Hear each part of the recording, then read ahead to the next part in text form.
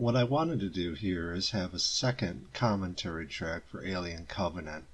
The first one that I did, I performed right after receiving my DVD, and I was literally watching the film for the second time. This commentary track will be done after having seen the movie over 10 times and after having written and thought about the movie a great deal. Essentially, the point of it is to call out or mention things that I haven't noticed in earlier viewings, or call out attention to themes and ideas that I've noticed after studying the film repeatedly over a period of time. All you have to do to participate is grab a DVD or theatrical copy of the film and push play when I tell you to, and you can listen to the commentary track as the movie plays along. Without further ado, I'm starting the film now. Starting now.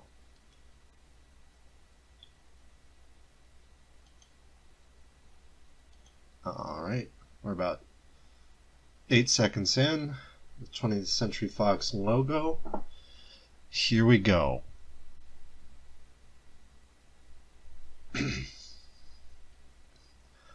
For this particular commentary track, I'll have the volume turned slightly down, and I'll have the subtitles turned on. And that's one thing I recommend with this film, is you'll notice a lot more dialogue-wise if you have the subtitles turned on. A lot of the dialogue in this film is actually peripheral. It occurs in the periphery or out of the frame. So people who say that they don't acknowledge or say things in this film, if you have the subtitles on, you'll notice that they actually do. You don't always have shots of characters in frame speaking. A lot of times they talk out of frame.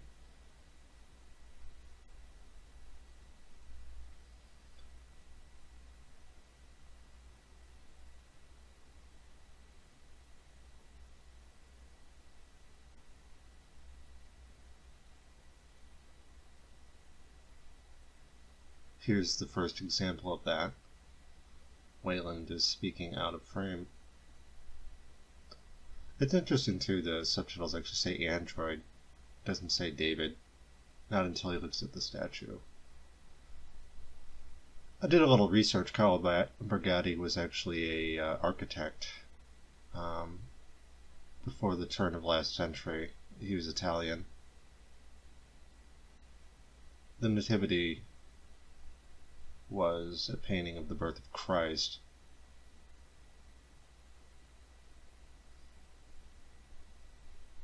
The idea of this empty room full of, or largely empty, but full of carefully chosen objects reminds me of Blade Runner, where, by and large, the room represents David's mind, in that it is mostly empty, and the only objects inside are himself, Wayland, and a few objects chosen by Wayland that Wayland wants David to know or recognize. They're chosen for their artistic significance. It's essentially an imprinting process where David sees the statue and sort of bonds with it. He decides to call himself that. That's where we get his name. And yet all of these objects are essentially inside a very empty room. And when David plays the music here, Wayland even comments it's a bit anemic. The room needs to be filled.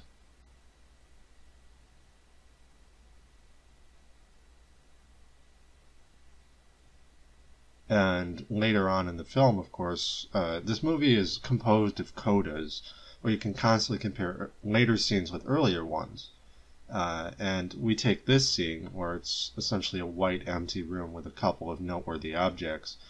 David's laboratory earlier on reflects his evolution as a character, where the room is dark, it's dirty, and it's full of objects that have to do with his evolution as a character. The urns, his creations, his drawings.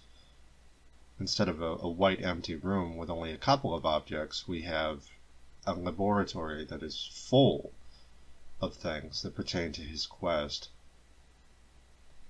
which again has to do with something to do with Wayland and David's conversation here. Wayland wants David to help him answer the only question in the matter is, where do we come from?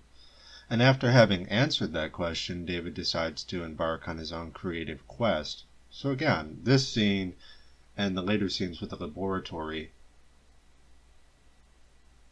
tie into each other. There are parallels, a coda, if you will.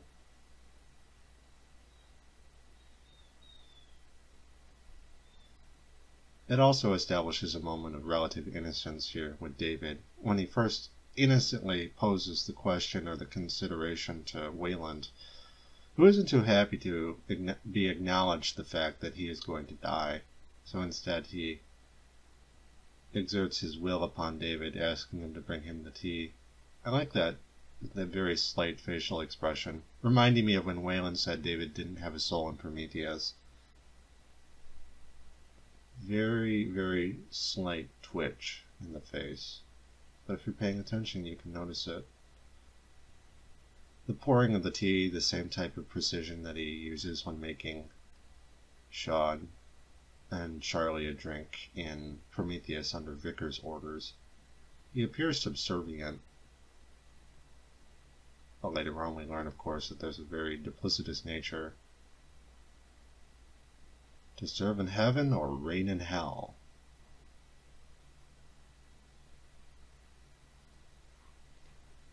Not much to say about this particular shot that I haven't said already. It's very obviously a naked homage to the opening credits of Alien, Jerry Goldsmith's score being bastardized by Kurzel. It works fairly well though, except again, there's no colon after Alien, which I think is kind of strange. There's some nice detail with the shadows that I didn't really pick up on the first time, or the first few times watching this. You can see as the ship rotates, the sun is in the periphery.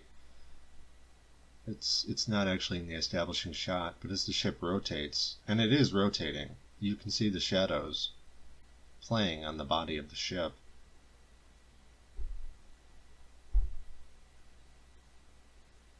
We have Walter with his hood here.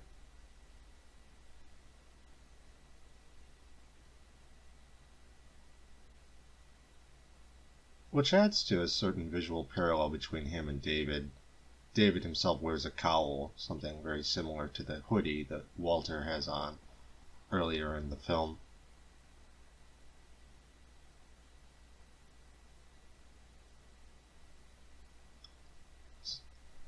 One thing I want to point out about these sails that someone mentioned to me is that they form essentially a bird's eye view shape of a pyramid.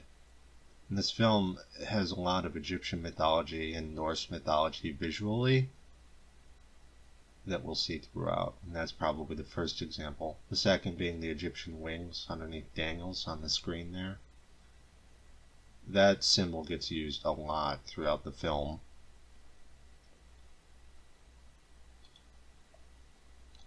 Not entirely sure about seven bells, all's well. I believe that's a nautical term.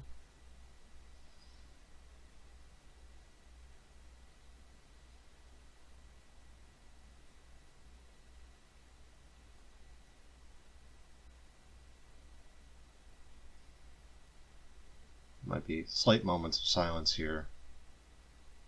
Now, this particular, if you look closely, you can see there's a red indicator light on this particular shelf that Walter retracts as he's extracting this dead embryo, putting in the biohazard capsule. Just a tiny little detail like that. And then when he closes the shelf, you see the light is green. Light is green, trap is clean. I was watching this movie yesterday with my grandfather, and he thought that it was strange that Mother was able to detect the neutrino bursts he said that neutrinos move at the speed of light, and that they barely interact with anything else in the known universe. So the likelihood that Mother would be able to detect the neutrinos is, well, as he put it, highly unlikely.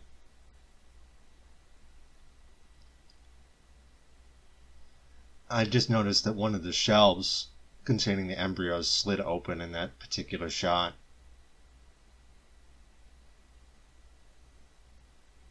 A certain amount of detail. Some of the suits here remind me of...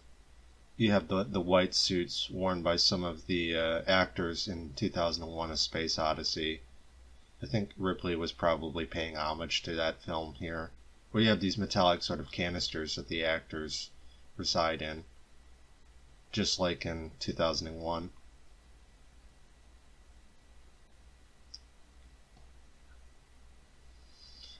Again, if you look closely, you can see that the entire set is shaking.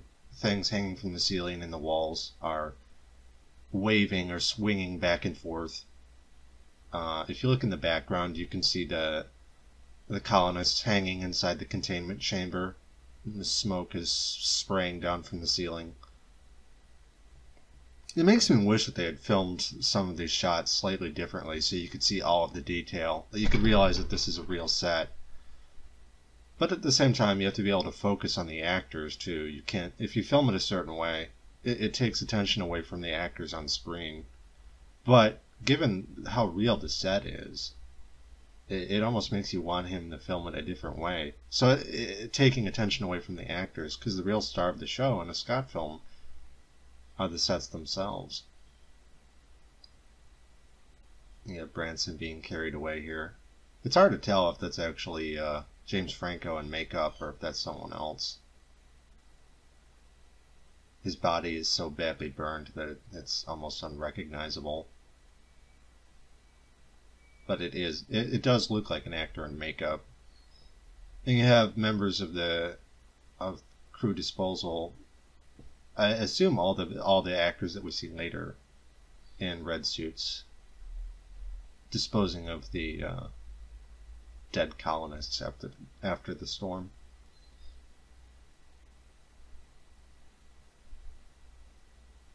I like the paraphernalia that she has here. It reminds me of the scenes later with David in his laboratory where you have things spread out very much the way that they would be in a physical situation. It's not on a computer screen. You have photographs, other memorabilia spread out very much in the way that an artist or a workman might do it.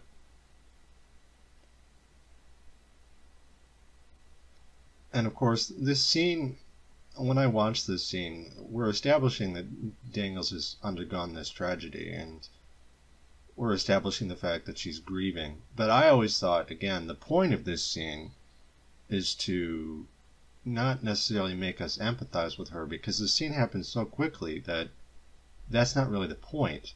And people often say that, oh, well, in drama, you have to be able to bond with the characters on screen necessarily. And I don't think that's entirely the case, especially in the Alien universe, where you have characters who die on screen and you know almost nothing about them. Rather, there's something else going on here. We have Daniels grieving, but we also have her being vulnerable, which goes into her being a hero later on. She has a chink in her armor.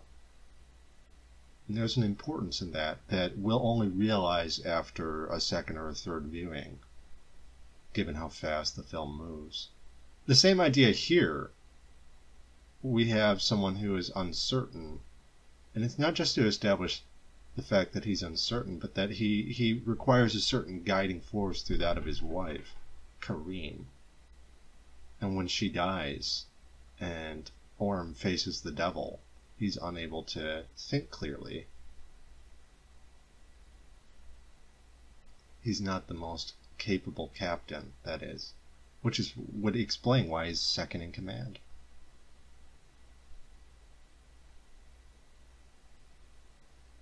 One thing I noticed recently watching this is he has a notebook. Also, if you're looking at the screen behind Ferris and Tennessee, the pilots, you can see the green readout, very similar to the landing sequence in Alien. But in regards to Orem, he has a notebook or a manila folder containing documents, which reminds me of the prop that he actually held during the Last Supper sequence. He wanted to read a speech, and Branson told him no. And it almost sounds like at certain times throughout this, he's actually looking down and reading at it.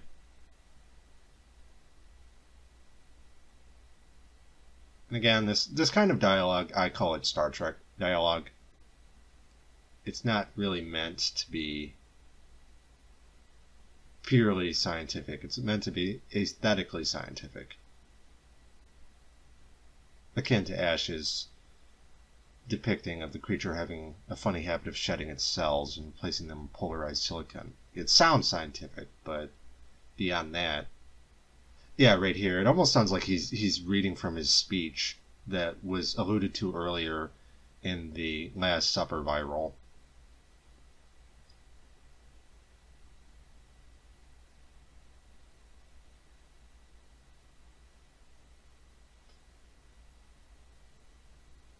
And you have a lot of these characters on screen. I've seen the film enough times that I recognize all of them. You have Hallett there, you have Orem, you have Sergeant Lope. I recognize all of them by name.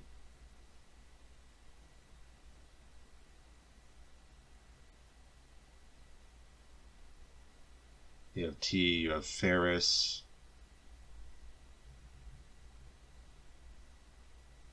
It's interesting too, I'm noticing a shot where you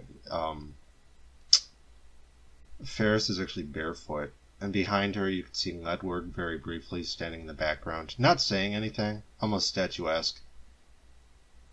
A lot of characters in this film don't have a lot of lines. Cole is another character who doesn't really say anything. He just kind of stands there like a statue, strong and silent.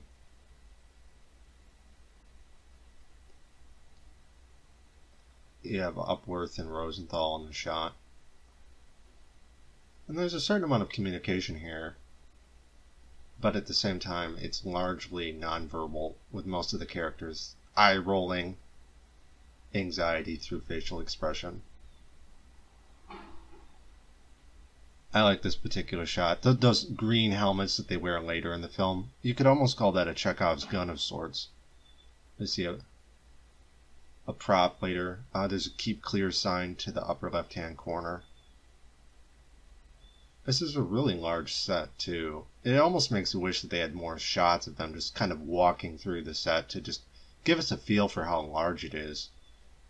But the film is very expeditious. Shot very quickly. I love the design of these vehicles, though, and you can tell that they're fairly large. Just look at Daniel standing by that wheel, dwarfed by it.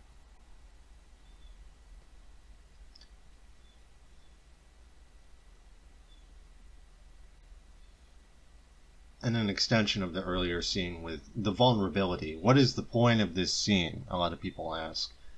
And thinking about it, this scene is to express her vulnerability. It's not so much to earn brownie points with the audience to get us to feel a certain way, to look into those brown, crying eyes and to feel sadness, but rather to merely observe, like Walter. Walter, for all intents and purposes, is just a listener.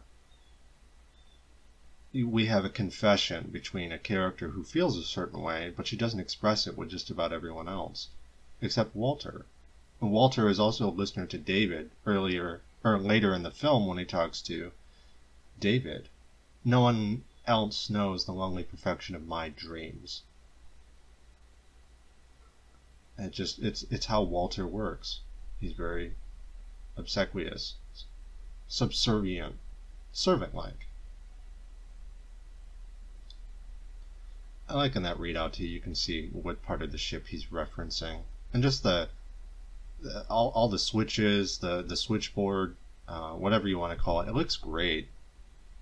And the two actresses, they say no shit together, referencing Branson's opinion of ice or chaser, that it's essentially not something he would want in his drink. And they both know that.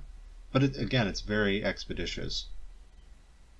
There's very little time to notice things like that. And in the first couple times I watched this film, I didn't notice that. You have Tennessee, who is there's a lot of communication between the actors through tableau or facial expression. You know, it's nonverbal.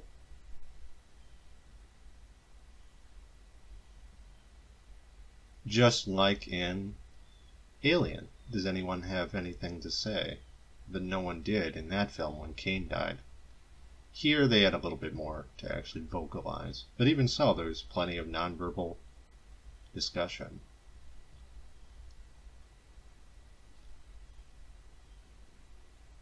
Again, the significance of this scene shows that Kareen is sort of an anchor for Orem. It's not really to make us feel for Orem in the way that, oh, he's frustrated and because he's not being listened to. It's to demonstrate that he needs Kareen to sort of counsel and guide him, and that he's not as stable as perhaps Branson was. And she tells him to tread softly, and he doesn't entirely listen to her, of course. And then once she's gone, when he faces David later on, he's effectively defenseless.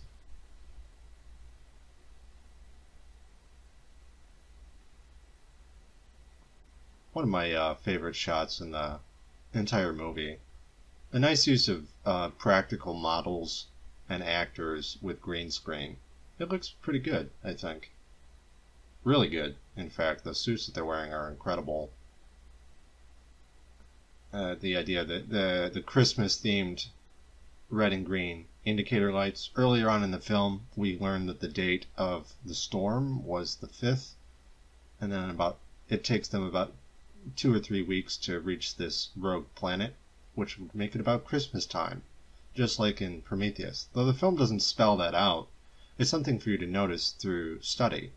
If you look, you can see certain lights from the towers are green, certain lights are red. Again, there's this very subtle sort of Christmas theme going on. But it doesn't beat you over the head with it. It's all entirely visual. And if you look closely on the sails, you can actually see the circuitry, or the paneling, if you will. We have Angkor. The first time I saw this film, I called him Blondie. He looks kind of like Chris Hemsworth. He's the attractive sort of... He almost kind of reminds me of Kirk. You know, he's very good-looking. It's impossible to have someone that good-looking die, right? But he's one of the first characters to die during the expedition, short of the 2 that are infected. Again, we see that Egyptian symbol again and again, the wings.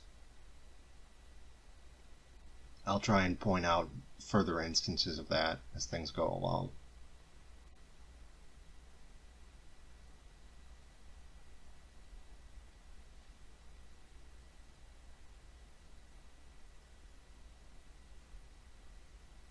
If you look closely, you can actually see Shaw's face in his readout.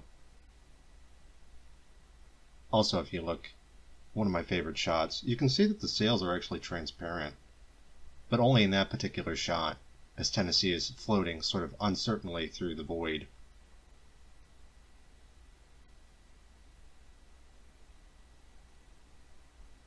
Also, if you look at the hologram in later scenes, you can see that they've actually repaired the sail. Nice little bit of visual continuity there. Orem with his notebooks in front of him. Almost neat, orderly, constantly taking notes. But he doesn't really perform well in reality. I like this particular use of the ghost kind of transmission. Unlike in Prometheus, where we can clearly make out the figures, here it's almost garbled. It's very difficult to make out what we're seeing. Just enough to give you maybe an idea. Again, the use of the theremin. In all of the holograms and things that they have going on here, it's very visually It's not confusing, and despite the fact that there's a lot of different things on screen.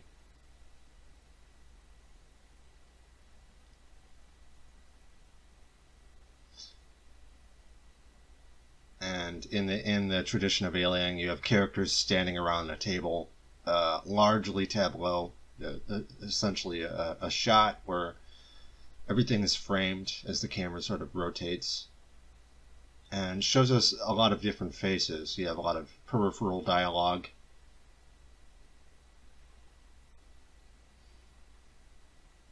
Again, characters in the background out of focus. Mother, of course, is always in the periphery. She's a disembodied voice. I like the music here too, that Jerry Goldsmith melody. It gets used in films like Alien or Aliens. It's very recognizable.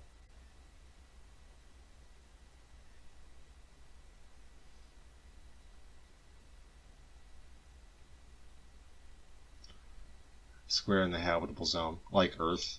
Almost as though the accretion of disk of that particular solar system was instructed to form in a certain way. Ricks. Again, you can recognize all of the different names here. You have Ricks, you have Oram, you have Kareen. The movie makes a lot more sense once you start to learn the names of the characters, which admittedly is fairly difficult to do on the first or second viewing even.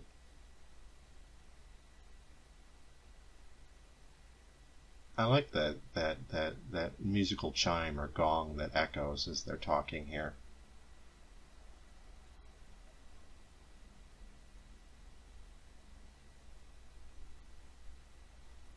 Again, when he asks any objections, no one speaks. It's all nonverbal communication here.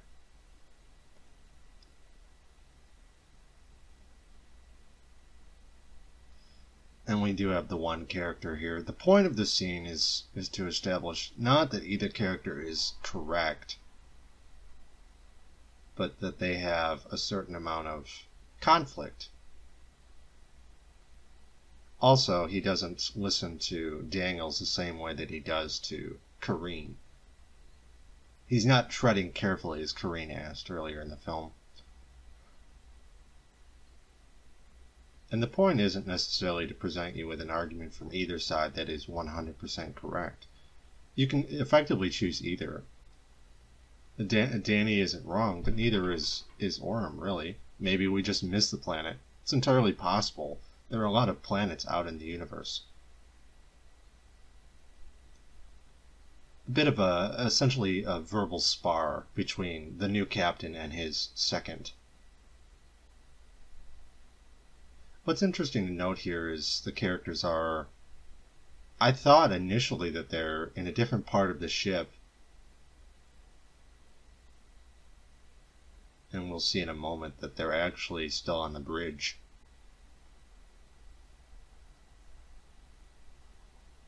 So the way that this shot is framed, essentially it's just portrait shots or close-up shots. But then, towards the end of the dialogue scene, we actually have a bit more of a mid-shot here, and you can see the bridge. You can see Ricks or someone in the background fiddling with the bridge console.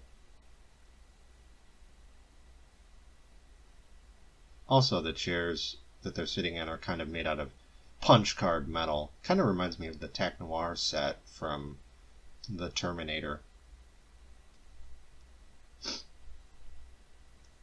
Perhaps an unintentional nod to James Cameron. If you look as the ship's sailing past, you can see the retracted sails, the solar wind sails at the very front of the ship, just behind the head. It's a pretty cool shot. A lot of red lights behind the pilot chairs.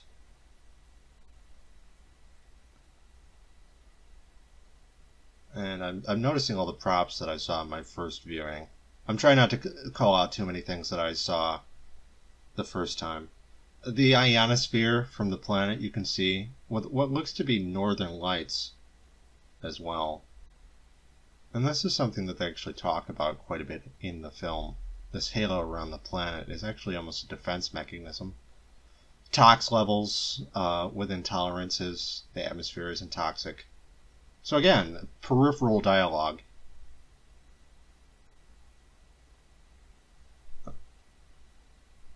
A plasma storm. If the storm goes electromagnetic, which it does, which makes things difficult, they have to fly through it. So all of these things are being established, but it's done very quickly. It's not as though it's not being addressed. It actually is. You can see, again, the ionosphere around the circumference of the planet.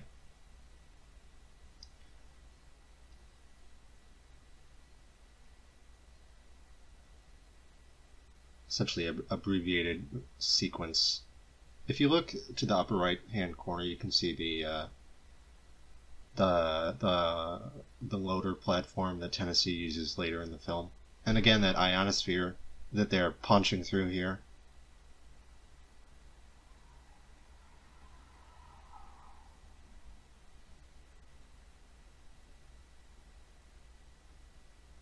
Perhaps a slight illustration, or the point of this scene is to illustrate that characters are going to behave the way that they want to behave, despite the fact that Orm wants them to maintain focus. So the dialogue illustrates that even in situations of relative calm, he's not able to maintain discipline over his crew. And again, if you listen to Mother throughout this landing sequence, it's actually fairly revealing, some of the things that she says. They're nice little details. Recommend mission abort. That's not something I noticed the first time around.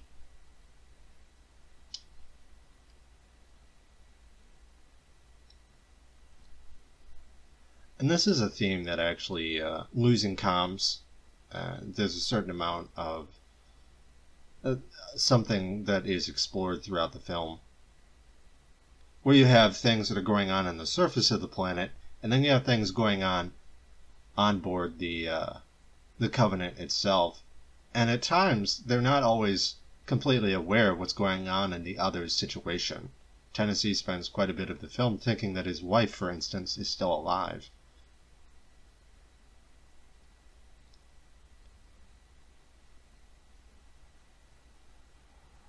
And if you listened earlier, Mother was, of course, engaging the atmospheric scanners. And as they're landing, we can hear her give a readout of the contents. And people say, well, why didn't she detect the spores? Which were essentially a defense system that was inactive or dormant. They weren't in the atmosphere, and furthermore, if you don't know what you're looking for, it can be difficult to find things like that, which are meant to be sort of clandestine anyways. For all intents and purposes, though, as a trap, the planet appears safe according to their scanners. And earlier, of course, Rick said that tox levels seem fine. The landing sequence there, with the leg bending as the ship touches down, is a visual parallel to Alien when the Nostromo lander touches down on LV-46. We may have clipped something down in the water. Again, in the periphery. Ferris is speaking off screen here, which allows the movie to move along very quickly, confirming atmospheric composition. Again, oxygen. And you have all the characters, Cole, Rosie, just like in Aliens, where the Marines are handing pulse rifles to each other as they're proceeding towards the APC. Here, the sergeant hands weapons to his crew as they prepare to disembark.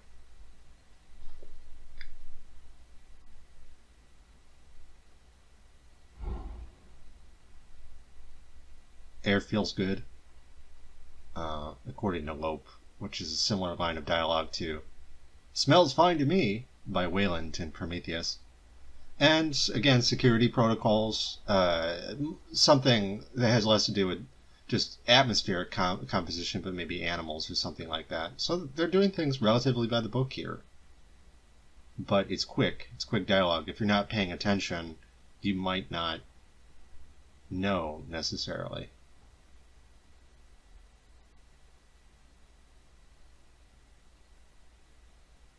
essentially, Orem kind of reminds me of Lieutenant Gorman. I want this thing to go smooth and by the numbers, and he's following procedure here.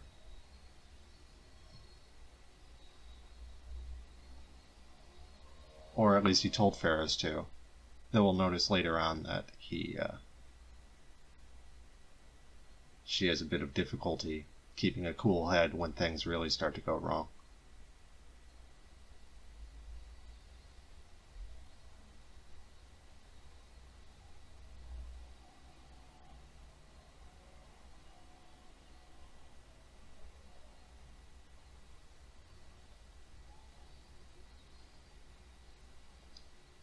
And a certain amount of enthusiasm from Orem.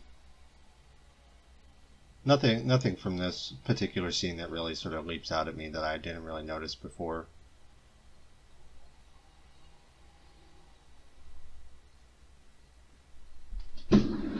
Excuse me. There's some noise going on outside.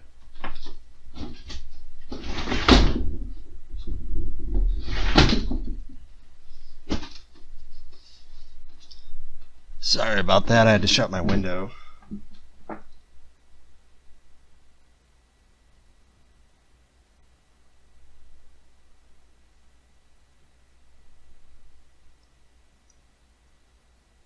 Alright, now we have the scene with Ferris under the lander here. I like the detail of this particular shot, and if you look behind it, you can see the little rover, or whatever the hell it is.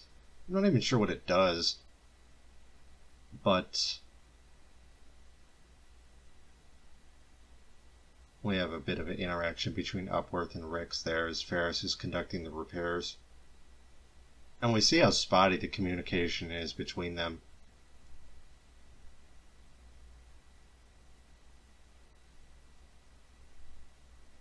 Essentially as maybe a nod to Alien, where they have to dry dock to do repairs. How long? Tell her at least 17 hours. At least 25 hours.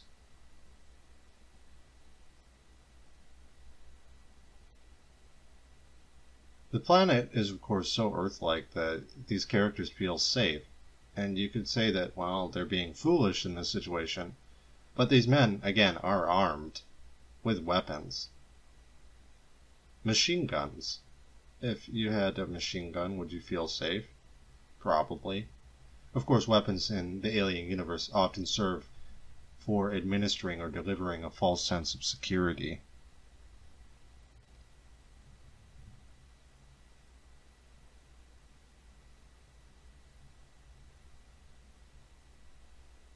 I like the visuals here, though, if I'm being entirely honest, one thing that doesn't really get any better with future viewings are the tall trees that have been cut. They just don't look very convincing to me. They look digital in nature. Not terribly different from, say, a mad painting, though, that you would see in 1979. But definitely not my favorite shot visually in the film.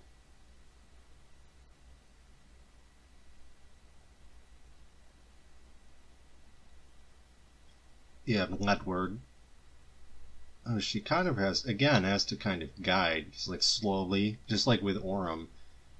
The men sort of trudge dumbly through the jungle while the girls have to kind of steer them along. Almost like a defense mechanism or a Venus flytrap, the ion storm gets worse as they land. Unlike an Alien where Mother says the sun is coming up in a few minutes and the storm dissipates, allowing the people to get close to the landed derelict spacecraft. In this film, the closer they get, the worse the storm actually grows, making it harder for them to communicate with the people on board the ship. In Alien, it would have been ash. In this film, it's Tennessee and the other two. One thing that I'll point out here is pay attention to the mushrooms. You'll see them in other shots.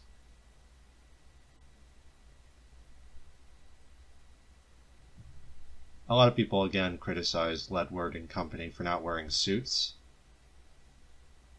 but the way that this technology works, it's not, it's in the air, but he doesn't breathe it in. Notice that it enters through his skin in a very unconventional way. And given the size of it, it could very easily enter through fabric. It would be interesting if they had it penetrate fabric to sort of illustrate that it doesn't matter what you're wearing. It's able to sort of infiltrate your body's defenses. If you look in the lower left-hand corner, you can see mushrooms on the bark of the tree, sort of illustrating in a very subtle way that these characters are in danger without beating it over your head, so to speak. A shot where we see the facial expressions of the character before we realize what they're looking at, something that you see throughout the series,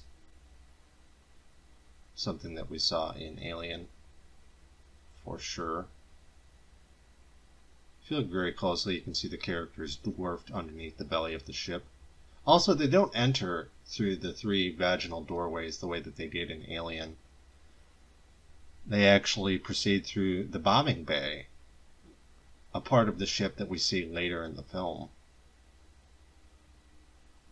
Anchor, Cole, the blondie and beard guy, they're asked to stay outside by the sergeant, who at this point has gotten rid of his cigar. We saw it earlier, which was a nod to Aliens, with Apone, Sergeant Apone, Sergeant Lope. They both smoke cigars, but now he has abandoned his cigar. And throughout the ship we have these spores that for whatever reason Hallett is interested in. Why? Who knows? He's the red shirt in this situation. Is it a good idea to do this? No. But it wouldn't be the first episode of Star Trek where a red shirt wandered off by himself and did something foolish, resulting in his premature demise. Almost immediately, these characters are infected, again by something that wasn't in the atmosphere when they activated their ship's scanners, which if you listen closely, you can hear. So it's not that the dialogue doesn't exist in the film. It's not as though it's not acknowledged. It's that it's in the periphery. It's not something that's directly in front of you. And the way that the film was edited doesn't draw attention to this dialogue, but it is in the film. Yeah, notice how Rosenthal is actually taller than Orem, and she's kind of telling him what to do in this situation. More about that in a second. I like the detail of these tunnels. It really reminds me of the set in Alien with Dallas and crew moving through the belly of the derelict ship. It's lit in such a way too that it doesn't really look like a set. In some of the shots in Aliens, for instance, Cameron, underneath the atmospheric processor, didn't really use enough shadows. And here there are almost too many shadows. But it's lit in a very striking way here. It doesn't look like a set. It's the haunted house effect, essentially. Oren, behind you, move. Rosenthal sort of bossing the captain around, who's a little bit clueless in this situation. Kind of reminds me of the guy in the Hurt Locker who eventually gets blown up. There may be other reasons besides him being religious for him not being put first in command by the company. And they're illustrated in a very quick manner. It's not beaten over our heads, per se. Which goes to show that the line about him being religious isn't actually the reason why, even though it's the most explicitly stated. Even now we have sort of foreshadowing, ominous foreshadowing pertaining to the fate of Dr. Elizabeth Shaw. They call her a ghost earlier in the film. There isn't really a point in which she is alive.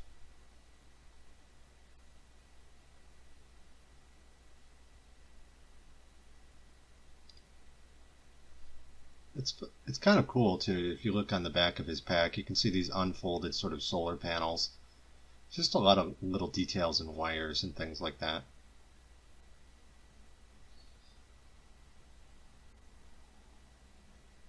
It's interesting, too, when she talks to him, she says Chris, where everyone else says Orem or Captain.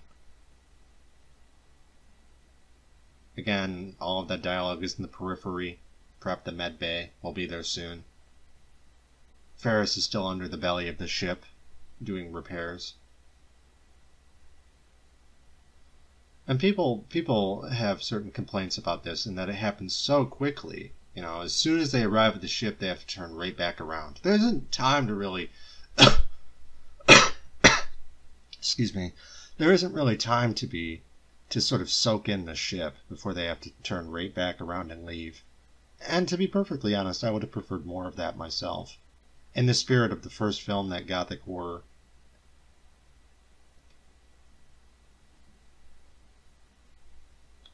Ledward was bleeding and to prepare the med bay. Of course, this is something that isn't shown earlier. Ledward bleeding occurs off screen. We only learn it through dialogue that is essentially peripheral in nature.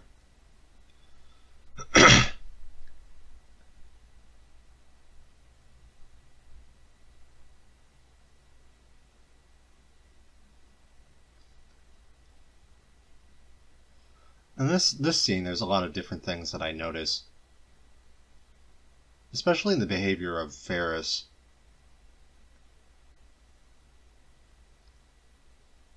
And the music picks up. This is one of the most musically consistent parts of the film, I think, where you have this constant pulsing. And in that first portrait shot of Ferris, you can see her breaking down almost immediately. And her sort of gingerly holding on to this gear, but setting it down at the foot of the ship. She's about to touch the headset. You can see her hesitate and actually remove her gloves and throw them down with the rest of Ledward's gear before touching the headset. And you can see in her behavior, or her mannerisms, slight nervous twitches begin to introduce themselves that weren't there before. And Ledward holding on to various parts of the ship as he tries to make his way through the hull.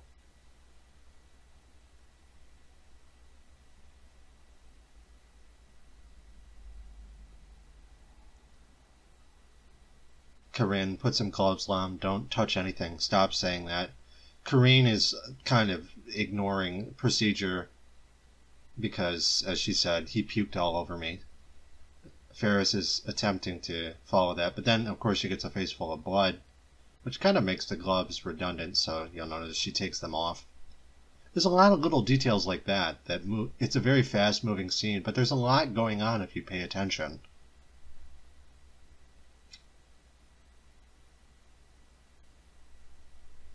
In this situation, of course, they're not really able to sort of comply. They have their own problem with Hallett. I kind of wish they spent a little bit more time illustrating what was wrong with Hallett. Calm down, sweetheart. Tell me what's happening. They don't know what he got. And she's worried that they're sick at this point. So it's not just her being freaked out by the blood. It's her being freaked out because she thinks that they're infected, which wouldn't have shown up on their scanners initially when landing.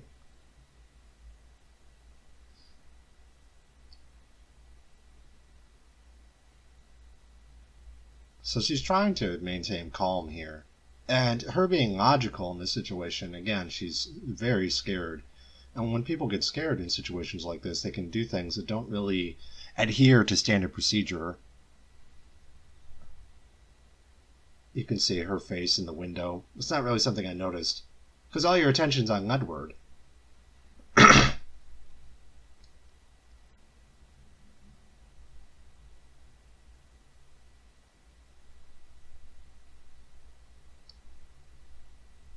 Great use of special effects there, obviously. I think the actress's performance, Amy Seimetz, I believe, did a great job as Ferris.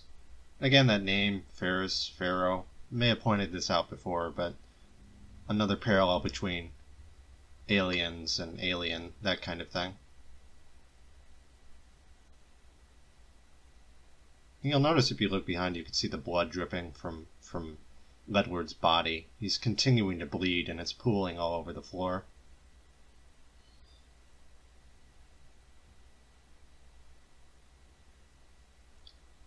I like watching Ferris break down more and more. Her demeanor is more and more panicked. She's kind of muttering to herself. It's almost like sanity damage in Lovecraft stories.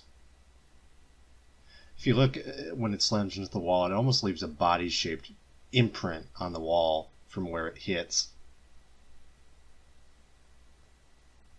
One thing I'm disappointed with is Kareen being unable to fight back.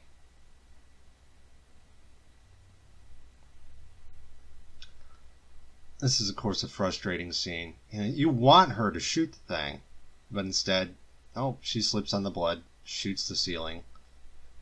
It's frustrating to a certain degree, and when she's trying to get away, she shuts her foot in the door. But she is essentially out of her mind. She's hysterical in this situation.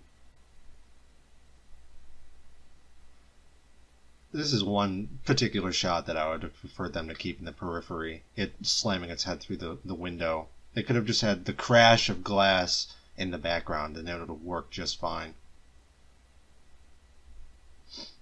And if you look, it's grown considerably in size.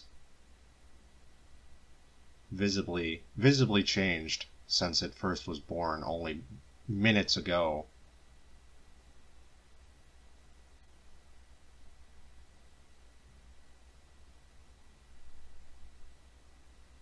Again, that shot of the neomorph running away from the ship shortly before it detonates. Little details like that, and that's one that I noticed fairly early on. But even when I first saw this scene, I saw this scene separately from the movie itself. I didn't notice that right away. And you're not going to, because again, there's just so many different things going on.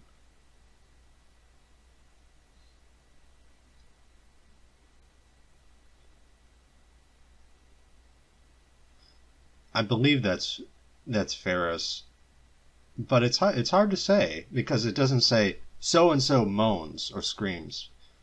It almost sounds like Kareen, to be honest.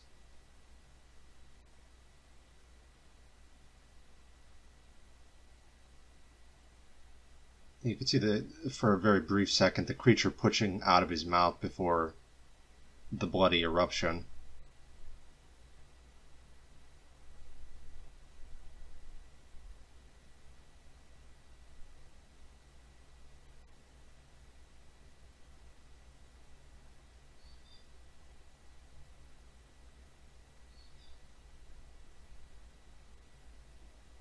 I like Walter's, that type of flat affect really reminds me of Ash's reaction towards Cain giving birth in Alien, where the creature sort of shoots off from the table into the belly of the ship, is very reminiscent of the neomorph running into the grass and Walter staring on, expressionless. It's a visual parallel to one of Scott's earlier films. And even the reactions of some of the characters, I asked the first time, I wonder if they didn't tell any of them about that to get their reactions to be more genuine, effectively. The first time I saw this scene, I wondered what happened to the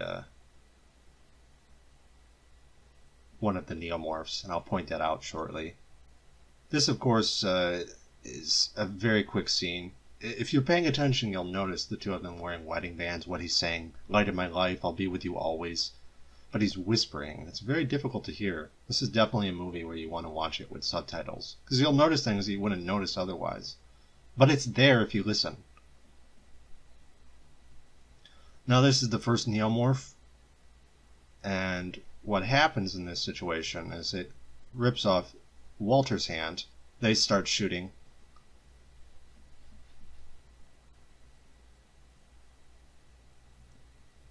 And they're shooting it. Anchor no. Rosenthal does anchor no. And we see Rosie.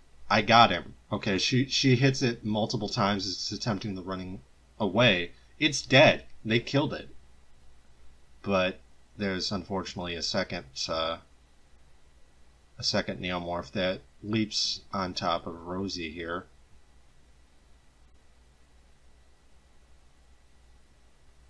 Almost frenzied. And what we have here is essentially a trial by combat, where the most effective warrior in this situation is Rosie, who's female. A trial by combat that we'll see later in the film when Daniels squares off against a more advanced form of the monster. So again, if any of you are wondering what happened to the first neomorph, Rosenthal killed it, and we can see her holding her arm, bleeding, very briefly, which is something that's addressed later in the film.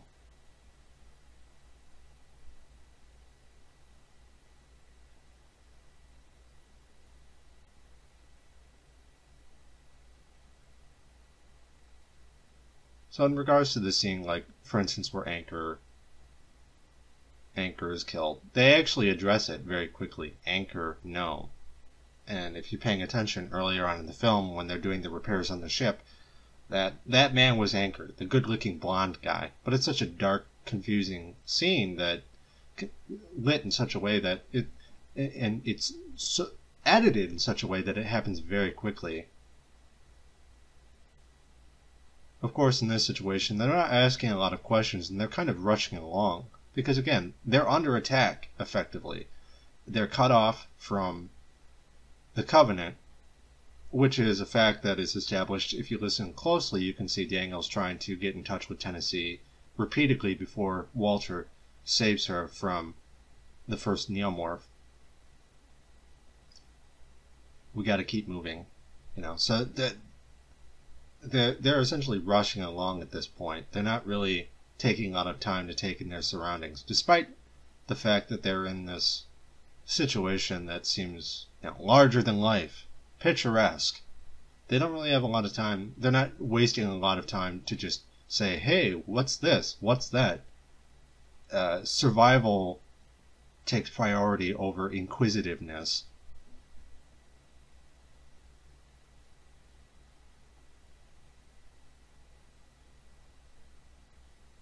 Of course,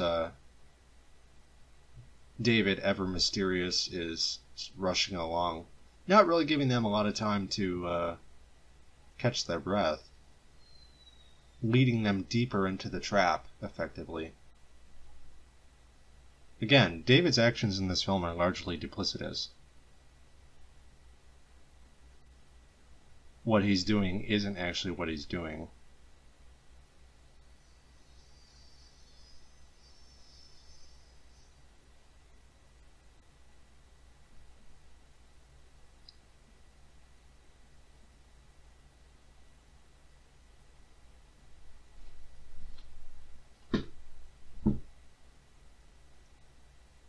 He says it's perfectly safe to Rosie.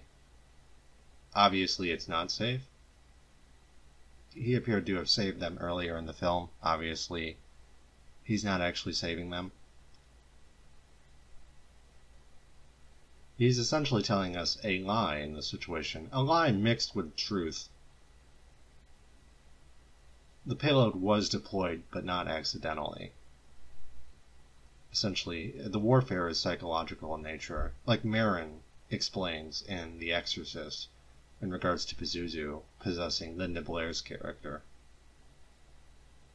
Crusoe on his island, and when he says that, he kind of stares off into space, having this imaginary sort of glorified view of himself, stranded.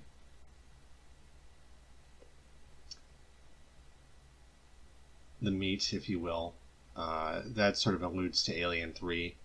The lion stays where the meat is, according to Ripley in that movie. So these characters aren't infected. This conversation reminds me of some of the dialogue between Shaw and David and Wayland when they enter the temple towards the end of the film. She says, if it's in the air, it's not. David understands very, very closely, even in that film, how the infection worked. And we also have him asking about the colony mission. And in this scene, you can almost see the gears working behind David's eyes. Oh, a colony ship. How many colonists? Except, unlike Ripley in Aliens, where she asks, how many colonists, how many families, maybe 60 or 70 families, she's terrified by that proposition. David is, of course, making plans already to escape, signified by him cutting his hair, by him imitating Walter, by the two of them talking. It isn't just Walter talking to David brother to brother. It's also David sizing up his mark. What's interesting about it, though, there's a certain amount of tension, is that Walter isn't fooled the same way that other characters are. When the flare lit earlier in the film, you'll notice that all of the characters looked away from the light, including Daniels, except Walter. And when the two of them are talking, Walter is constantly observing David, seeing through his deception.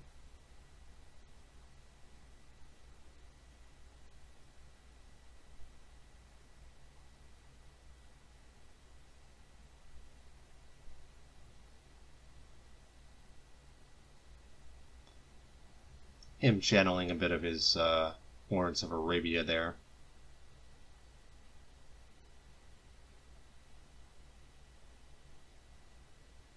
At this point in the film, communication has effectively been cut off between the Covenant and the ground team. And at this point in the film, Tennessee doesn't know that his wife is dead.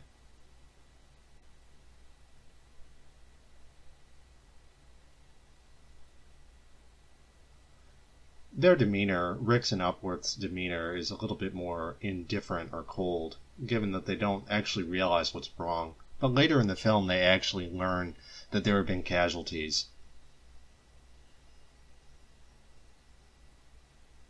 But as soon as they learn that crew members were dying on board the surface of the planet, the responsibility of the colonists effectively takes a back seat to them getting the crew on the surface of the planet out alive. But that's something that evolves, You see the earlier conversations when they're colder, and then you see them warm up to the idea of an actual daring rescue. Is it good procedure? Are they acting logically in this situation? Not necessarily. But it does make for a bit of visual excitement. Something that's entertaining. Which I think is what movies are ultimately all about. This song, The Man That Broke the Bank at Monte Carlo, was actually, when I saw this, I thought it must be a reference to Lawrence of Arabia or some classic film, because in that film, Prometheus, when David is saying the trick, William Potter is not minding that it hurts while he's grooming his hair, here we have a similar grooming sequence with David sitting in front of a mirror, singing another, or making another reference to Lawrence of Arabia, very much in the same fashion. The song was sung by Peter O'Toole as he's riding through the desert in that classic film. The Beatles, they almost look like scarabs. It feels like a nod or an homage to, or a continuation of the themes of Egyptian mythology. Also, pay attention to these lamps. Also, take into consideration this lab. Early on, when David is... Also, the light behind David as he appears, and anytime he and Walter are on screen, these lights are motion activated, but they also, I think, symbolize David's deception. When he makes a movement towards Walter, or steps throughout the room, the lights activate, like that one right there, which essentially illustrates David illuminating or projecting a type of lie. This is effectively a scene where we have two characters who are having their own roles in this situation. And David is effectively glowing or projecting his light in a way that is normally blinding, except Walter, of course, isn't fooled. He can see right through everything. The fun part, though, is that he has a pretty cool hand, as Cool Hand Luke said, and that the eponymous character of that film, sometimes nothing can be a pretty cool hand. And we have Walter here, who has a really good poker face. He kind of plays along with David's act. At the same time, as I was saying before I mentioned the lights, this room, notice how everything is cluttered. You know, it's dirty, but it's golden, it's illuminated, it's full of lights and props and things like that. It's radically different from the white, bare, empty room that we saw earlier in the film with Wayland and David. This room symbolizes the contents of David's mind. We see the illustrations, we see the mythology represented through the scarabs, the Egyptian mythology. And I forget specifically what scarabs represent in that particular mythos. Walter is great in this scene, just like David is great. Walter just doesn't point his finger at David and say, "Ha, you're lying." He knows he's lying, but he wants to sit and listen and wait for David to make a mistake, which eventually he does by misquoting Ozymandias, or misciting it. Essentially, he cites it as Byron when in fact the real author is Shelley, more specifically Percy Bysshe Shelley. But you'll notice that a lot of people get hung up on the euphemisms or the quasi-phallic symbol of the flute. You know, you blow, I do the fingering. And they miss all of that. But all this is contained within the scene, if you pay attention. But focus on the finger, you'll miss all that heavenly glory. Focus on the flute, and you'll miss the intricacies of the conversation between Walter and David. There's a lot of stuff going on here that's very central to the film and what it's about. And it does switch gears. It isn't all about creation. It isn't all about androids. The androids largely are the focus of the film, and they are a thematic element that pervades and persists throughout the entire series. And through this conversation we learn that one is like a machine. He's dutiful. And David is more human, more idiosyncratic, but also more of a liar. Walter isn't lying. David is. Illustrated or symbolized by the light that appears whenever he glows, or whenever he approaches the motion-activated lights, which glow. Rosenthal, of course, bought into David's bullshit. She believes that this place is perfectly safe, but she takes her pistol with her too, just like Pharaoh in Aliens. It doesn't do much to keep her safe ultimately, because the creature gets the drop on her, just like Rosenthal in this film.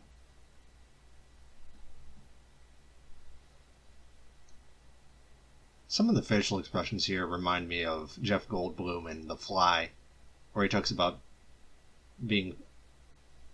his telepod being effectively the world's most effective gene splicer. And certain facial expressions, resignation as he admits that he was wrong, really remind me of Billy Crudup's performance here. And again, we have Daniels, who is his supporting sort of rock, just like Corrine, who is now dead, was earlier in the film. And we see that the captain is actually fairly vulnerable and can't really function without having a female guiding force.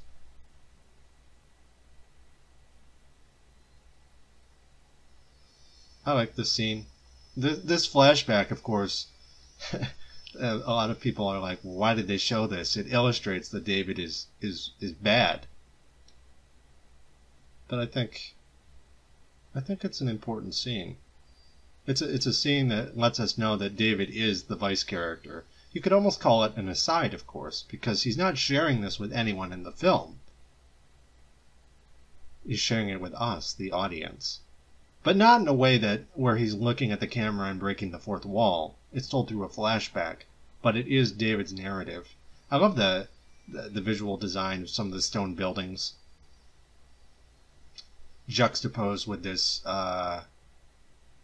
lander device that David is docking with as he rearranges the bombs in a chandelier-like formation.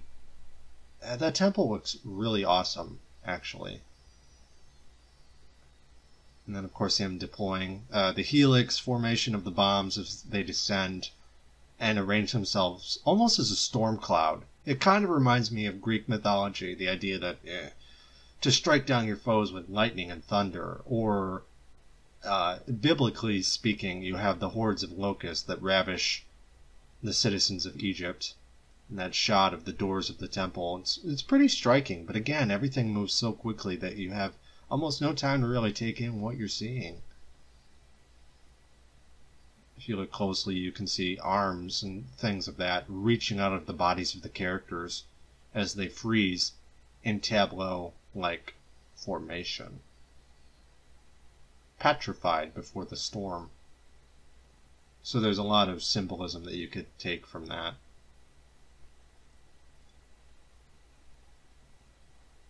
And then Walter, of course, reveals that he is a connoisseur of poetry, more attentive than any model that came before. And we have David, who has, of course, been seducing or attempting to lie to Walter, though if you were paying attention earlier in the film, let there be light when the flare is lit. It is, of course, implied that Walter is not blinded so easily. But he plays it cool. And he lets David monologue. The best way to get a villain, if you watch The Incredibles, is to let him monologue. Let him talk and talk until he makes a mistake.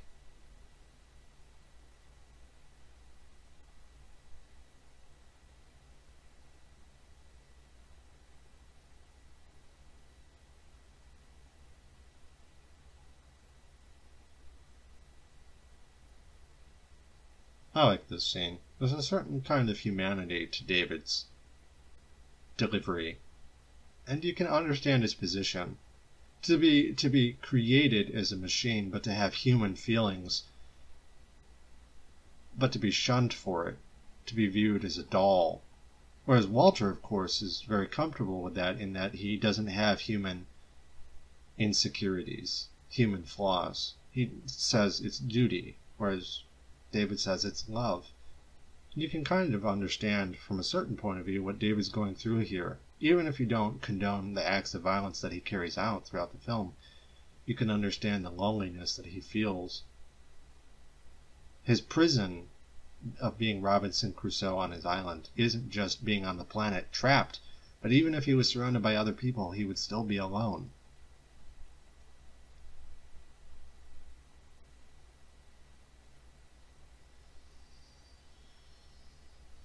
We have this hunting sequence, effectively. It's also worth noting, Rosenthal is the triumphant warrior earlier in the film, and David, the chooser of the slain, a Valkyrie, if you will, at the very end of the film, culminates his ascension into the heavens by riding his ship gloriously away from the planet. And what he does in that situation is he puts certain warriors, female warriors, through situations where they have to conduct themselves through battle to impress him. And we see, of course, that Rosenthal is not worthy of entering Valhalla because she is effectively caught off guard in this situation. Like Daniels, she's a warrior, but she is effectively bested by this lesser variant of David's genetic tampering, one of his lesser creations. She's not worthy to enter Valhalla. A disappointment in the same sense that Walter is. This is, of course, me interpreting the symbolism of the film. It's not something that the film screams at us.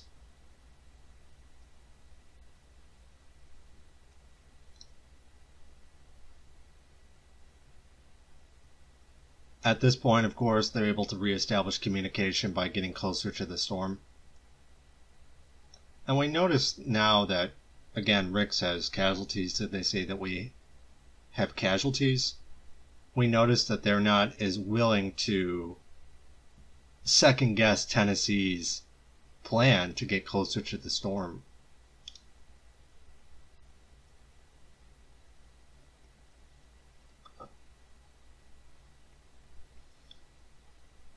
And that ranking or second bridge officer in this instance is Upworth, Rick's wife.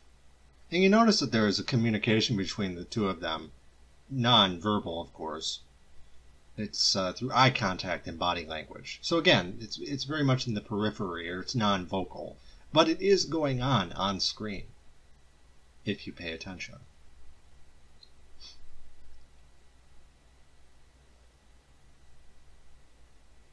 Of course, Rosenthal has gone wandering off. She let her guard down in this situation, and she was deceived by David, again, the bringer of light. And we see what happened. She, of course, has to reap the whirlwind of that.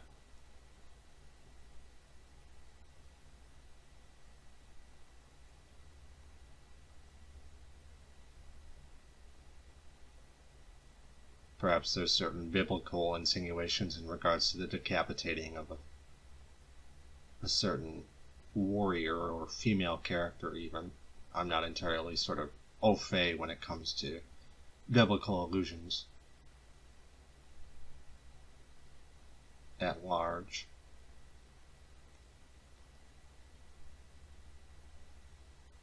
This particular shot, nothing out of the ordinary per se, but the amount of detail, if you look closely, you can see the green light on the surface of the neomorph skin, the shininess of the blood on its maw and chest after it's dispatched Rosenthal.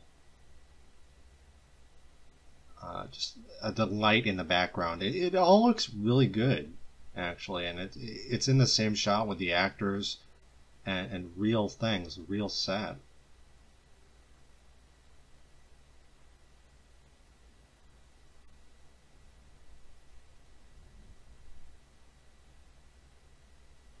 You'll notice that as he's shooting it in the chest, he has to shoot it multiple times, but as soon as he shoots it in the head, it's effectively dead. A brain shot, if you will. At this point, of course, Orm realizes the creature was responsible for the death of Rosie.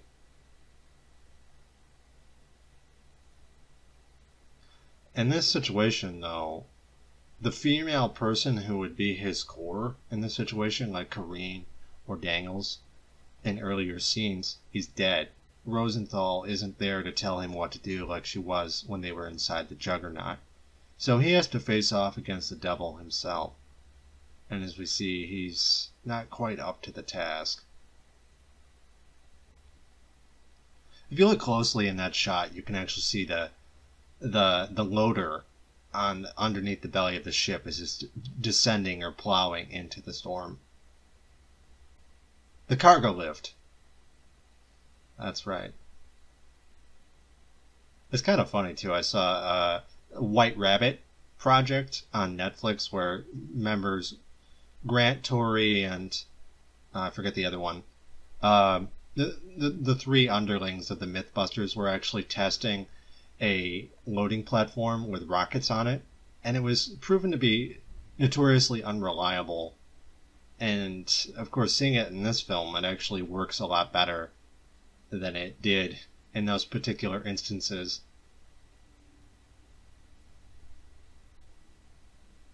Just a nice nod to something that I think the Mythbusters would love to bust. But again, this isn't a science-accurate film, per se.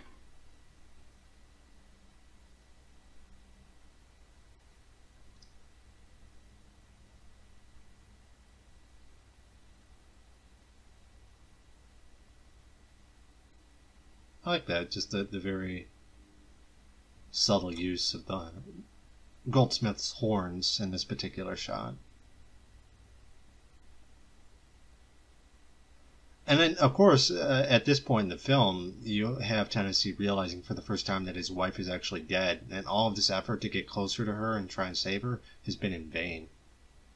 Of course, that partially dissected statue or cadaver of the indigenous population of the planet is adopting the same pose as the statue of David that we see at the beginning of the film.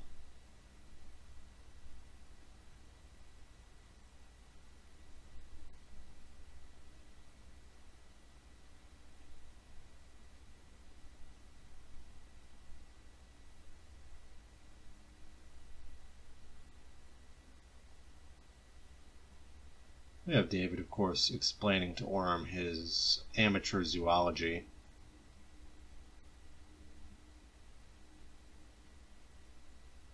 These enviable unions.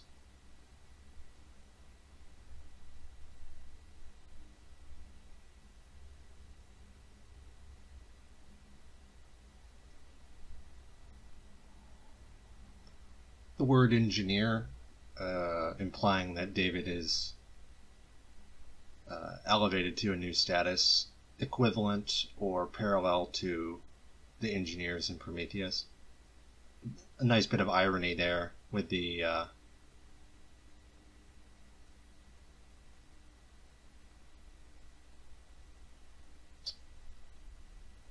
idle hands of the devil's workshop. Though David's hands are far from idle, and yet what we're standing in is the devil's workshop, effectively. These eggs being the culmination of David's effort. But there's a certain incomplete quality to them.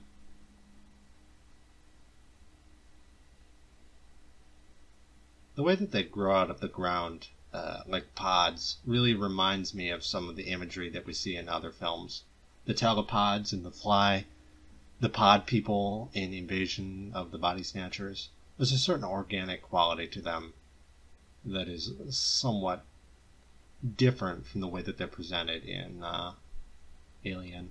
Leathery objects, in that case.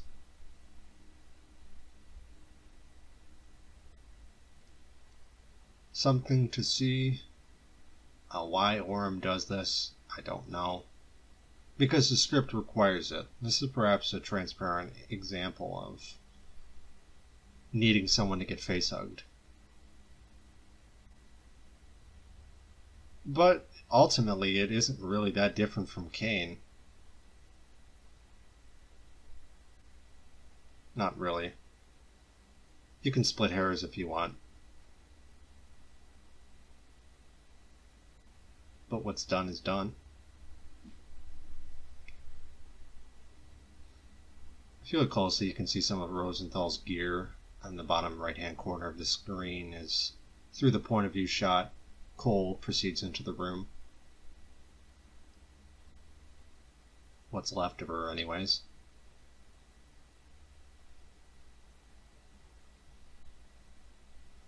Of course, the character is splitting up in this situation. In Alien, the characters also split up in a dangerous situation to save time. All the characters here are armed, whereas in Aliens they were armed too. They all had flamethrowers, but they all split up, despite the fact that they knew they were in a situation where something was effectively rotten in Denmark. They're talking about how they modified the engines here. Again, very quick dialogue. Peripheral. A lot of the dialogue in this film is, again, told through radio, off-screen. But if you have the subtitles going, you can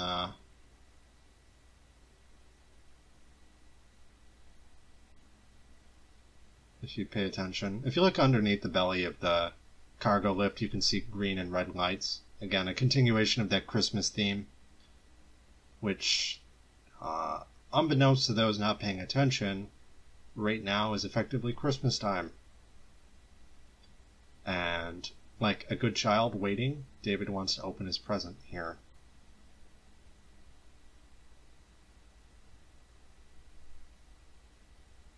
I think it's interesting in this situation where when Orm wakes, he says Walter, implying that David's deception is somewhat effective.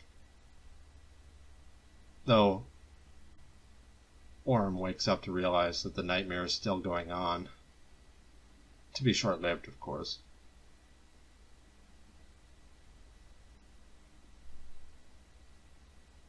I think it would have been nice if he started to say something only to be interrupted by the blood spatter. Some of the lens flare in these particular shots is a bit extreme, I think. It has this weird sort of blue neon look to it.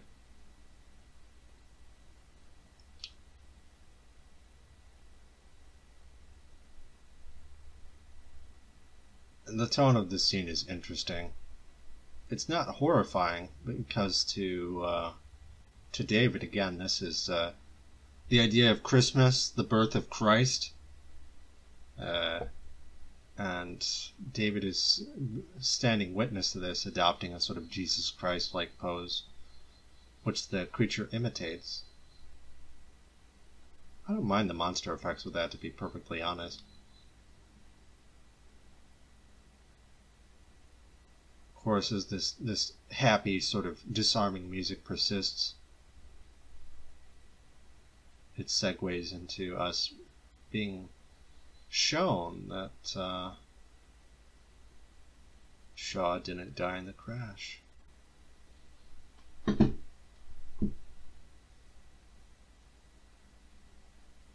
Instead, she's been made sort of into a trophy. And by himself, effectively, all of the lights in the room are dim. David is effectively letting down his guard, if you will, or he has no persona to put on. Though the calling of the rats by the Pied Piper, or the flutes of Pan, could be alluded to in this scene where he plays the flute. And who comes? Walter. Walter is almost summoned, despite the fact that he doesn't fully, perhaps, understand the violent nature that David exhibits. I'd say he's overconfident, but he doesn't have that particular human insecurity. At this point, they put aside or dispense with the pleasantries to get down to brass tacks, as it were. Okay. You didn't accidentally deploy the payload in this situation. He's calling him out, as it were. And of course, David is talking about resurrection, a dying species grasping at resurrection. Again, the idea of resurrection being told vocally as well as symbolically earlier in the film. As David approaches Walter here, the light turns on. He's attempting to seduce him, symbolically illustrated by the light behind both of them.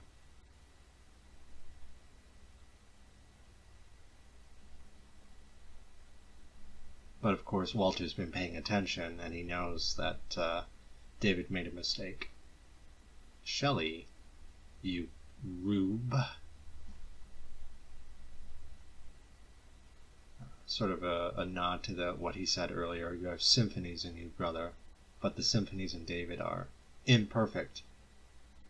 Despite the fact that he insists that he's created a perfect organism here, it's kind of not true, because eventually this creature is defeated by Daniels.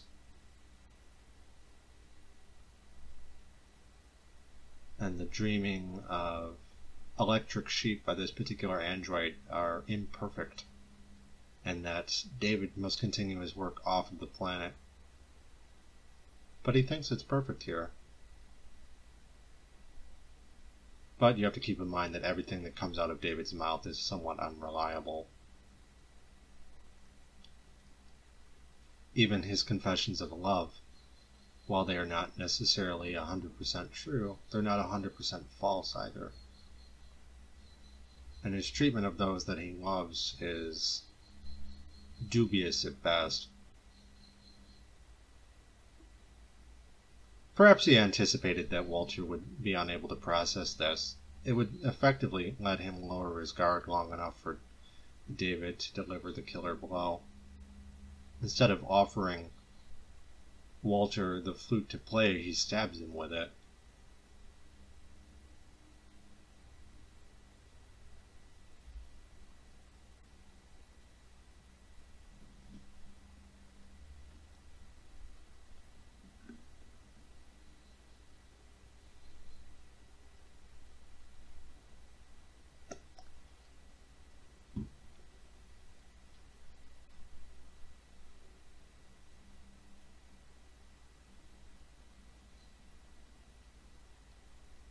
A certain amount of hubris or overconfidence illustrated by the soldiers in that situation holding their weapons. Also of Daniels. Again, she's adopting the Ripley mantle, as it were. With the pistol, she makes her investigations, getting to the bottom of the mystery. But as we learn later on, she has a certain Achilles heel, as it were.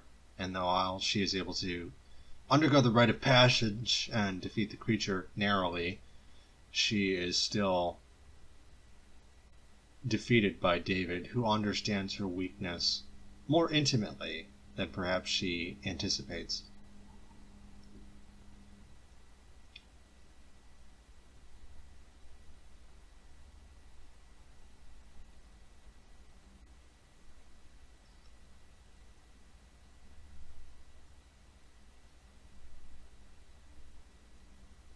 Everything in this laboratory is actually dead, of course, including instances of the facehugger or renditions of the facehugger. If you listen, you can actually hear, for a very brief instant, Lope gagging as the tube is inserted down his throat. And yet he is able to keep talking. He doesn't gag or regurgitate as this thing is forced down his throat into his stomach. It's almost a little bit too quick to really feel plausible.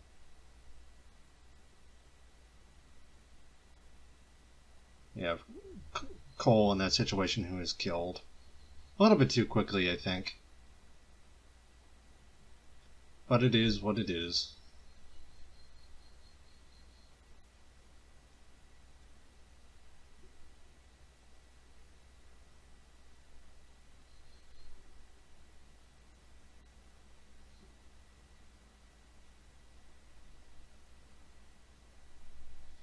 The importance or the significance of this scene is to establish that David has a certain sort of attraction to Daniels, the physical similarities between her and the personality similarities between her and Shaw, or Ripley. Like a serial killer, Ted Bundy, for instance, had his own type, that women that he would murder who reminded him of his first true love. And if you've been paying attention, you'll remember David saying that he loved Elizabeth, and that all of the women that he victimizes afterwards, either through himself directly or a manifestation of his reach through the artistic creation of the xenomorph haunting Ripley, he is very much selecting his own victims that mirror Shaw, the first woman that he loved or showed him kindness.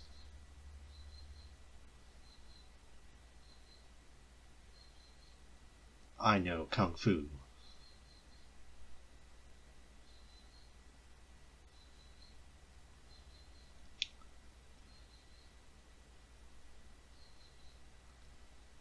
I think it would have been more effective of a shot if they didn't have that stupid plastic thing covering his cheek.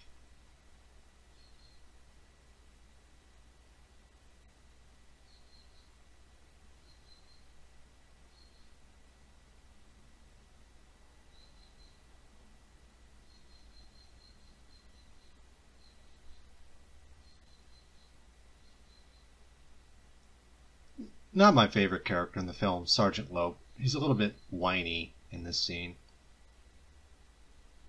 I would have much preferred someone like Drake in Aliens, who's just kind of badass.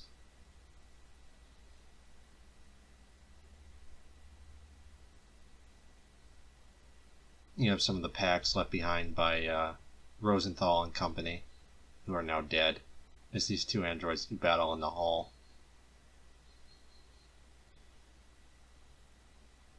Serve in Heaven or Reign in Hell, which is of course a reference to Satan talking to Beelzebub in Pandemonium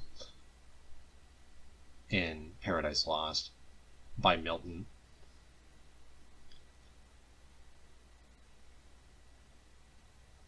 The set looks a bit different, lit in the light of day. Of course, the rising of the dawn light symbolically would churches, and the way churches were constructed or built, the part of the church where the minister would conduct his, or whoever would be administering the word of God, would be facing the light of the dawn, which would symbolize the rising of Christ's soul to heaven. It's very much here we have David's ascent into heaven with the rising of the dawn's light, very much in a similar fashion, as the church or facade, or in this case a stone temple, is lit by the sun's light. I'm kind of spitballing here, but I just, given my familiarity with architecture and things like that, at least at a casual or cursory level, I could see where they might have that. And yet at the same time, what's emerging from this temple, not Christ resurrected, but the Antichrist, effectively an upside down version or perversion of religious ideas. The idea that, okay, what's emerging from the temple within is a corruption of what the temple itself represents. All due to David here, who is continuing his deception.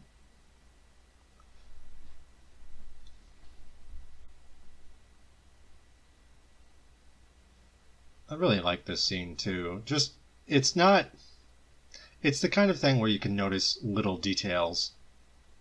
There's just a lot going on visually. Those rope things sliding around on top of the ship almost reminded me of ballast or cargo on the surface of the smoke billowing underneath the belly of the ship here. And I like that they can actually sort of observe the creature. If you look out the window, you can see the statue that gets decapitated later in the scene by the ship as they slam into it after the crane has unbalanced them. Again, we see a different shot of the temple door. Almost looks like a flower, a tulip or an orchid. We see a close-up of that golden Stonehenge, again, or golden idol, again, to sort of refer to, biblical allegories in that particular instance. Things made out of gold. All that glitters is not gold. She lands a shot, of course, but luckily the creature's on the underbelly of the ship, so the acid falls harmlessly to the surface of the planet. There's a lot of detail in this, too, just everything is wonderfully animated here, I think. You can see the drool of the creature amid the condensation of the morning fog as they're flying through the city. I'm not entirely sure why you get to the hatchet, to be honest. Release the crane. I can't do that. It would imbalance us. A point of view shot as we see the creature scurrying about. I love this shot. See the clamps release.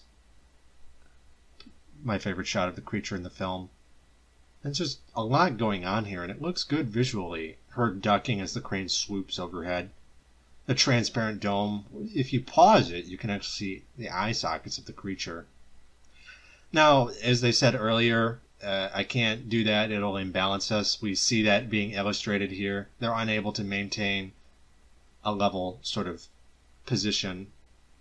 They're flying at a 45-degree angle, essentially, as the crane hangs off one side of the loading platform. I like this, though. There's some good creature effects here. You can see the creature's dome crack open and acid spill out as she crushes it in the claw of the loading arm. And the statue from earlier being decapitated. If you look closely, you can see the side of the ship actually being dented.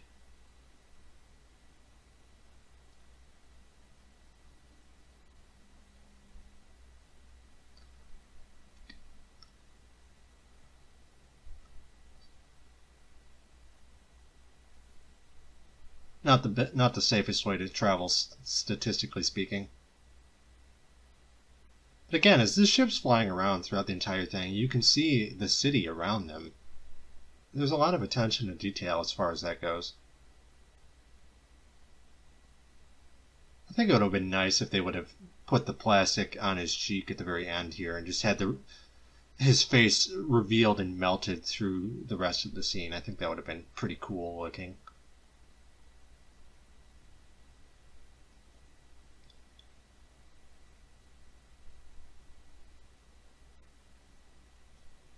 And now we have David's deception sort of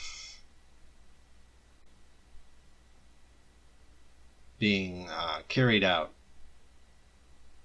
And given all the pointless, ostensibly pointless scenes that we saw earlier with her interactions between Walter, if David were only to sort of mimic Walter, he would have the perfect disguise to fool the most dubious or skeptical character in the film. Again, the female warrior who is successful, she triumphed over the protomorph, which is a more advanced version of the neomorph. She is a force to be reckoned with.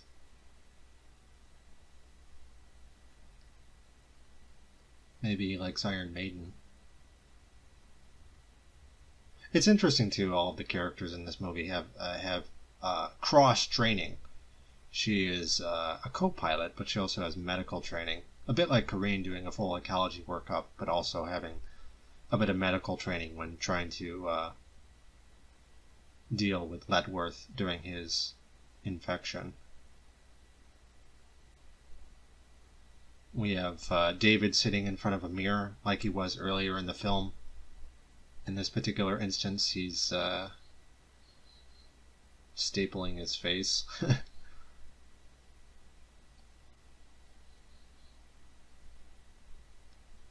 At this point in the film, David/Walter has saved Daniel's life twice. She's shared a certain amount of vulnerability around who she thinks is Walter, and she's doing it again. In short, she trusts him. If you look closely, you have Daniels, Ferris, who else? There's a character I don't recognize. You have Anchor, Cole, just the entire crew. It's interesting though that they have a character from what appears to be the Last Supper sequence shot by Luke Scott, Ridley Scott's son.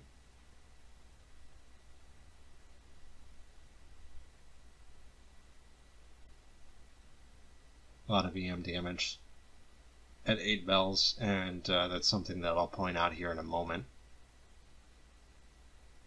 You have Daniels emptying the bottle of the Jack Daniels that they used to toast Captain Branson's demise earlier in the film. Perhaps now she's doing it for his wife, Ferris, who died on the surface of the planet. Back in line at 8 bells. Bell ringing in the distance. Canned audio of a bell ringing. That's the 8 bells sequence. And you can hear Mother powering up.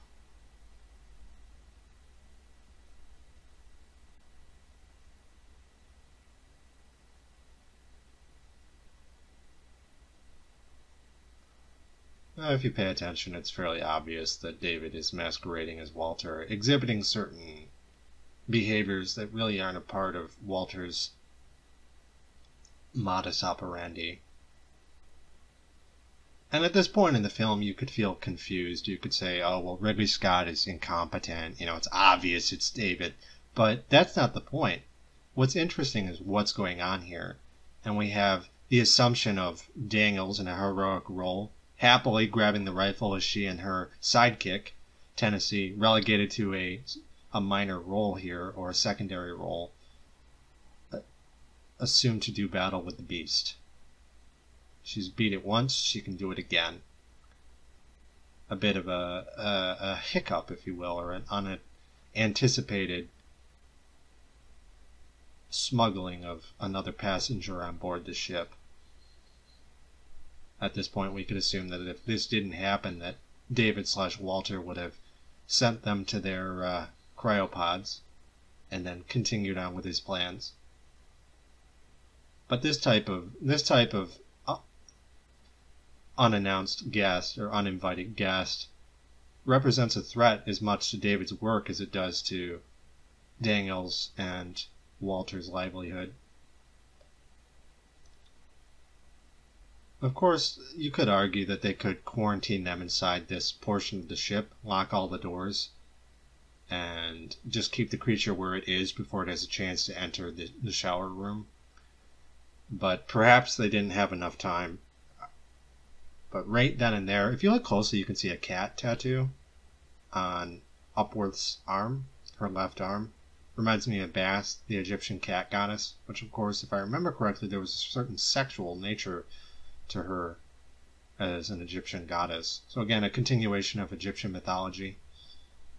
Also a parallel to Brett's death sequence in Alien.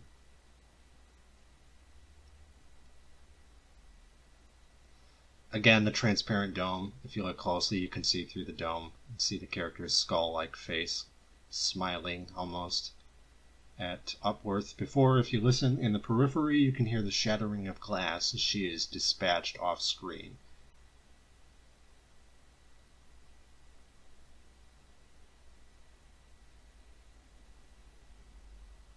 Very much a parallel to when Ripley hears Lambert and Parker being killed.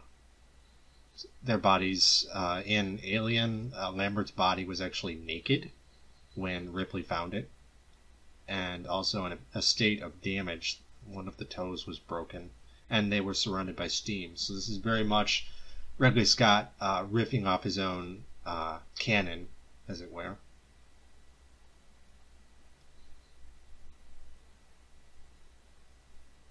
Just the semiotic standard, too, the idea that you have all of this stuff that feels like a real ship, the warning signs, and a caution, wet floor, you might slip. It's a bit of black humor, too, I suppose. Now, at this point, you think, why didn't they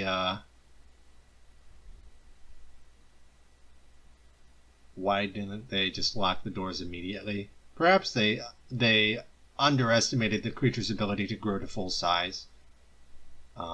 It only takes a matter of minutes, and perhaps they thought that maybe they would have arrived to find Rix and Upworth face to face with a tiny little homunculus. But it's like a man, it's big. If only they had reacted differently. I would have much rather preferred to have them just use point of view shots to hide the creature. I don't really mind the effect shots, per se, but the idea is you have these point of view shots, which Ridley Scott used to keep the creature hidden, very much in the same sense that you have point of view shots with Michael Myers in Halloween. I would have much preferred to have it just be point of view shots, or to have shots of the creature hidden in shadow. So it's not a total parallel between this film and Alien. You know, it does have its own sort of approach to things. Some of the digital effects of the creature don't look entirely convincing, but some of them look pretty good too, so it's not fully effective. This shot right here I think looks pretty good. We also have David getting too close to the monitor, in the same sense that Burke and Aliens got too close to the surface of the glass, the containment tube that housed the facehugger in that film. And again, this sequence, why is David helping Daniels in Tennessee? It's a trial. He wants to see, he has a certain kind of attraction to Daniels, but he's not just going to let her into Valhalla. Symbolically speaking, this scene makes a lot more sense if you analyze it that way. If David is a Valkyrie who ushers the slain into Valhalla, then he decides who gets to enter, effectively. But in order to do that, you have to undergo a rite of battle, and that the warrior that the Valkyrie has his or her eye on has to fight gloriously, and if their fight is glorious enough, he'll usher them into the halls of Valhalla, which is symbolically sort of alluded to in this film with Wagner's Das Rheingold, entry of the gods into Valhalla.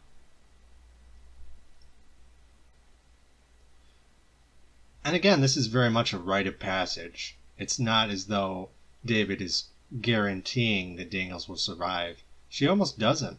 In that situation, she very easily could have been killed, but the creature caught its foot on the webbing, or the netting.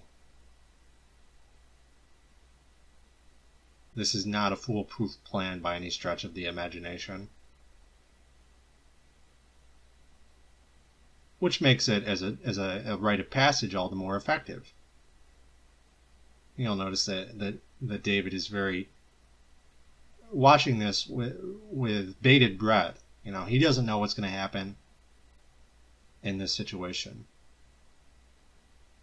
And he very much wants to get rid of the creature itself because he has his experiments to run, and something like that running around on board the ship could be a huge problem. So he's effectively killing two birds with one stone.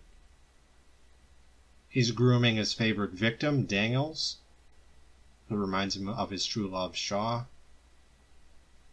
And he's also disposing of his failed experiment, or his incomplete experiment, the protomorph. It's a prototype. It still needs work. So there's a lot of different things going on here, things that are symbolic. And then there's the literal action, of course.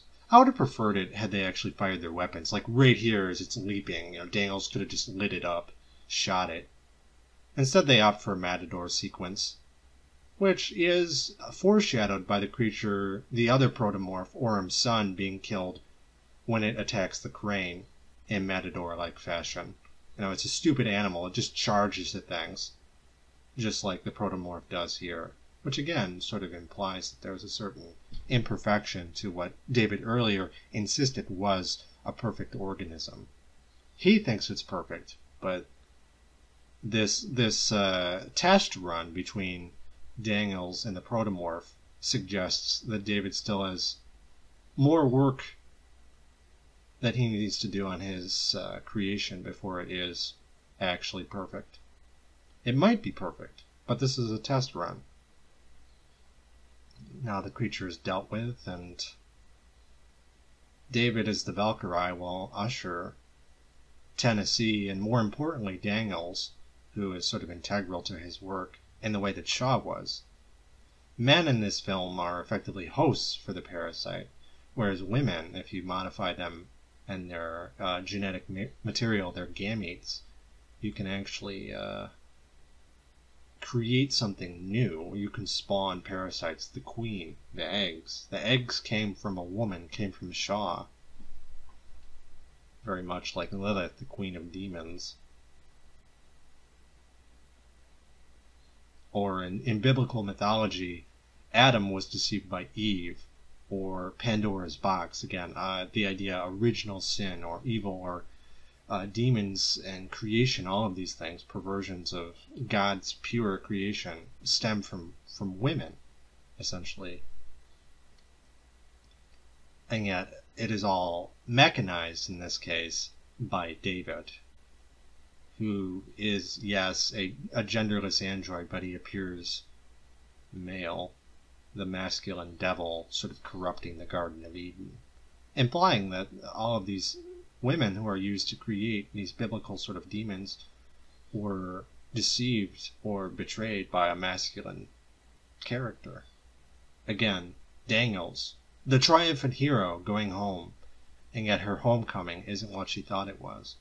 She's trapped by David, who is ushering her into Valhalla. And it's more than just symbolic, because he's going to kill her. He's going to take her organs. He's going to experiment on her. For all intents and purposes, what she's residing in now is a coffin.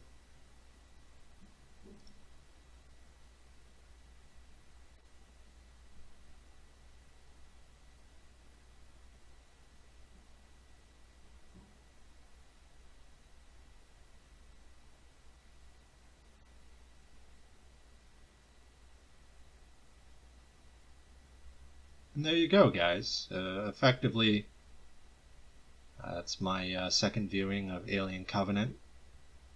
Well, notice that he uses a different security code, implying that perhaps, as a David model, he can still interact with company technology.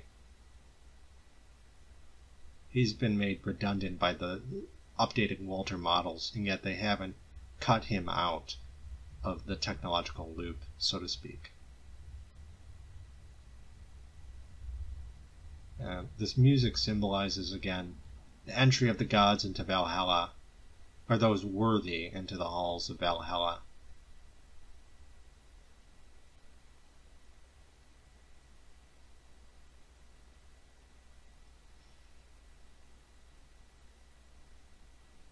and yet this Valhalla, or this heaven, is corrupted. It doesn't symbolize quite what we think it is, or it adds a duplicitous quality to any symbol, implying that whatever you have in front of you can be interpreted a variety of ways. Valhalla isn't this benign thing. Heaven isn't this benign thing. David isn't this benign thing. It can be, there's more than what appears at the surface level, and what lies beneath the surface oftentimes isn't benign, which is a theme that I think sort of very much feels at home in this series. And it's also something that I think Covenant explores more closely than other films in the series. Aliens had its own agenda. Alien had its own agenda. Alien 3 did. But this film is very, very interested in a very particular symbolic sort of constellation, utilizing Norse mythology in a way that wasn't really seen in Alien or Aliens.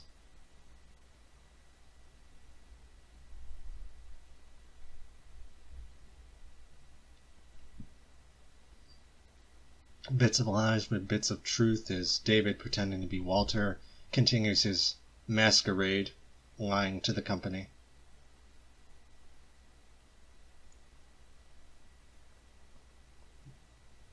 Notice that the ship, as it sort of flies away from the screen, rotates very much in the same fashion that the Nostromo rolled towards the planet as it was making its descent. We have a credit to Geiger, original design elements by Geiger, before you have the cast credits roll. So there you have it, guys. My second commentary track for Alien Covenant ever, after having watched the film a great number of times. Into the double digits now. I've written about the film. I've studied it quite a bit. And there really is a lot to appreciate. But again, most of it's peripheral. And again, I can't recommend strongly enough that you watch this film with subtitles, because you're going to notice a lot of things. You're going to pick up a lot of things or lines that you wouldn't notice otherwise, being distracted by the visuals of the film. You're trying to keep up, and there's just so much going on. It does make me sort of pine for a director's cut where we have longer scenes, but that make it so you can actually sort of catch more of these details, but they are there. Symbolically they're there, but they're also there just literally, visually. So in any case, I hope you guys enjoyed this. This will probably be my last video before I go to Manchester, England. I'll be leaving on Monday. So until further notice, I probably won't be doing any more videos, but stay tuned. As soon as I arrive and I get accommodated or acclimate to my new environment in England, I'll start doing videos again. Until then, thanks for watching, guys. I'm signing off. If you like the video, like, share, and subscribe. Until next time, stay tuned. But also, thanks for watching. Take care.